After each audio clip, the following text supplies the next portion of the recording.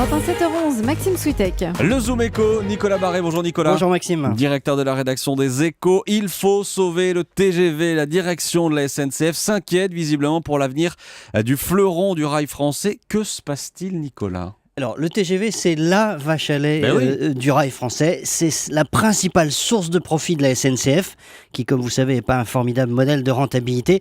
Mais c'est le TGV qui paye le reste. 40% de ses profits financent en partie les infrastructures, les gares, les rails, etc., les TER, enfin en partie. Et donc, si le TGV ne se porte pas bien, c'est tout le système qui tombe par terre. Mais c'est le cas, le TGV ne va pas bien ? Ça fait 2 ans que la fréquentation baisse. Ça n'était pas arrivé dans son histoire. Alors, elle baisse pourquoi ? À cause de la crise, évidemment, mais surtout parce que les billets sont trop chers. Et ils sont trop chers pourquoi ? Alors vous allez me dire, parce que la TGV n'est pas assez efficace, parce que les cheminots ont trop d'avantages, etc.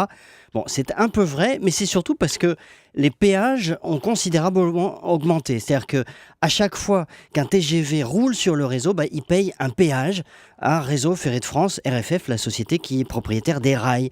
Donc dans le prix de votre billet de TGV, Maxime, 40% du prix va au péage, et vous voyez bien qu'à force d'augmenter ces péages, on est en train de tuer le TGV, on le rend trop cher, les gens voyagent moins, et donc finalement, on se prive de la principale source de profit de la SNCF. Bon, et alors que propose la SNCF pour sauver le TGV ? Elle a tout étudié. Il y a 2 scénarios extrêmes. Soit on se concentre uniquement sur les lignes les plus rentables. Ça veut dire qu'on ferme beaucoup de lignes. On ferme 80 gares de TGV. Autant dire que c'est impossible poétiquement. Soit au contraire, on met des TGV partout. On baisse les prix. On joue sur la hausse du trafic.